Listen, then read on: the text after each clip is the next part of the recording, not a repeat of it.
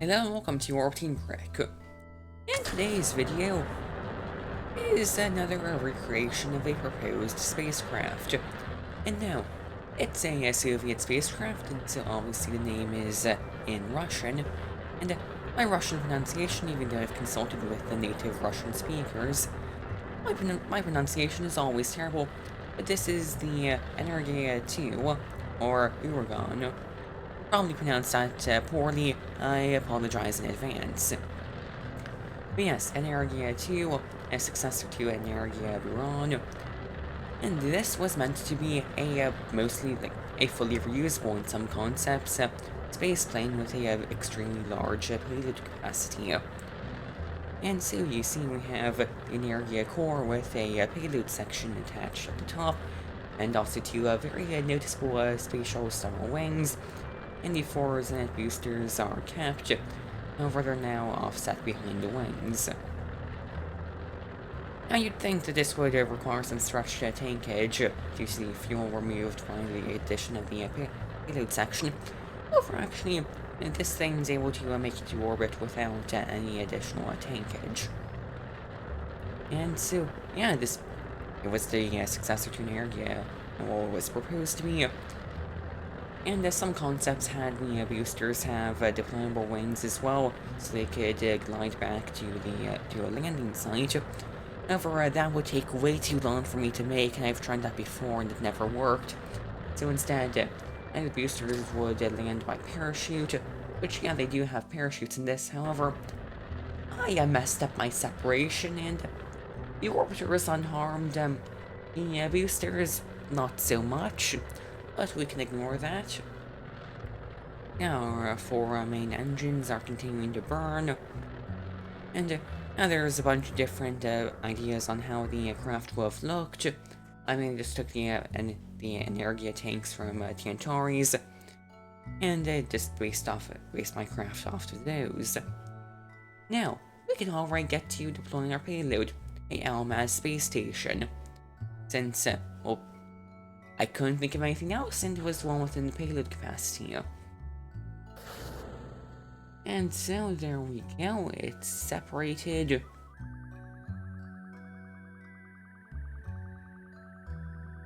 And so we can then do some system checkouts on this, which again, this is from Tantares. Oh, I'll have to revisit the N1 because I'm pretty sure, well, they're pretty sure there's gonna be at least a revamp to the LK lander. Yeah, expect that coming when Tantares updates. Anyways, going back to the video at hand, so we have a very limited attitude control aboard this station, and also my probe core is facing the wrong way, so we initially start burning in the wrong direction, which since it's an Energia-derived vehicle, I guess it's state mandated that our first payload has to have navigational issues. You can see, I finally figured that out, and so we can get into a nice low circular orbit. Since this is this is essentially a state-crewed spy sat, and so when you be in a low orbit, you have a better visuals of any targets on the ground.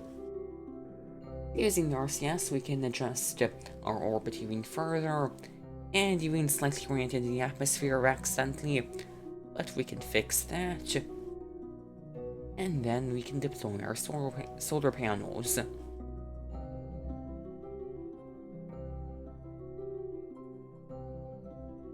What you say here as the nice solar panel deployment animation plays. And also the docking antennas will remain retracted until a spacecraft actually docks with the station, which will not be present in this video since the main focus is on the Energia 2 anyways.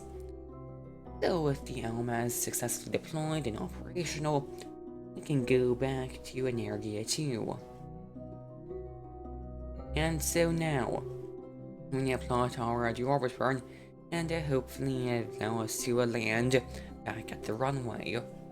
I'm using JNSQ's V-Tereshkova launch site, since first of all it's accurate to, well, it's more accurate to Baikonur Cosmodrome, And also it's at a higher inclination, well, it's at a higher latitude, so we launch into an inclined orbit, which makes returning to it more interesting. We can start our deorbit burn using a RD-58 engine, which for some reason only has one ignition because Kerbalism cannot comprehend Soviet engines.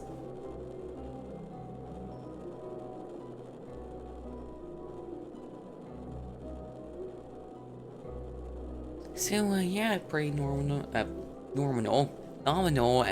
engine burn. And so eventually with that complete, our periapsis is around 30 kilometers in the atmosphere. And so our round trip path passes over the landing site. And it used to be the trajectories would allow you to input the altitude you'd be re-entering at. However, I don't think that's a feature anymore, so I'm hoping that it's accurate. Also, I tried to restart the engine for some more corrections. However, it immediately suffers a catastrophic failure, so guess we're not doing that. Now we're re-entering. We've just passed the Kármán line. We're holding altitude at 3 degrees angle of attack. And I'm just gonna say, I didn't get much practice with landing this. Like, I practiced the final approach. I didn't really practice the re-entry, so yeah, we're gonna end up a decent ways off target, I'd say. We're continuing to approach. You can see some heating building up on the spacecraft. And also the wings, I should have mentioned this earlier. These are the Uragan orbiter construction kit wings, tweak scaled up to, I believe, 150%. Same goes with the tail fin. And yeah, the craft has been decorated with various Uragan orbiter construction kit, Tantares, and even some other random parts, mainly. Yeah, I'd say I'm pretty happy with how it looks.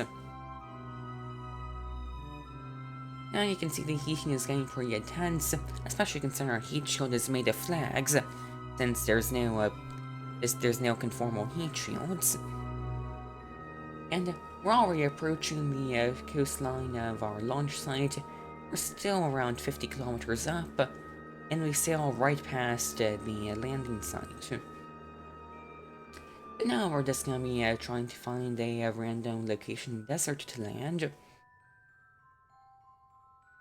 And so, as we pass 34 kilometers in altitude, the re-entry plasma subsides, we immediately pitch down and get another plasma blackout, which thankfully clears around 7 kilometers.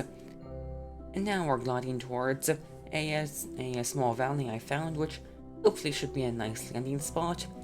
Except we definitely don't have enough speed to reach said valley, so we're going to just a random spot on this hillside. The landing gear have deployed, and I've actually gone some practicing with landing a delta wing craft in various simulations, so hopefully I can do a better job at landing than usual. I waited until the last second to do the flare, except kinda did it a bit too early. I'm trying to keep our vertical speed to a nice safe, within a nice safe threshold. But now, there we go, main gear have touchdown, nose gear, and rogue chute deploy. And so now we're going to roll down this hillside for a bit, as our brakes work to slow us down. And we finally come to a rest. For some reason, this thing likes to bounce on its landing gear for some reason, which, yeah, I'm trying to fix that by adjusting the spring strength. Anyways, I want to thank you for watching. Please like and subscribe, and goodbye.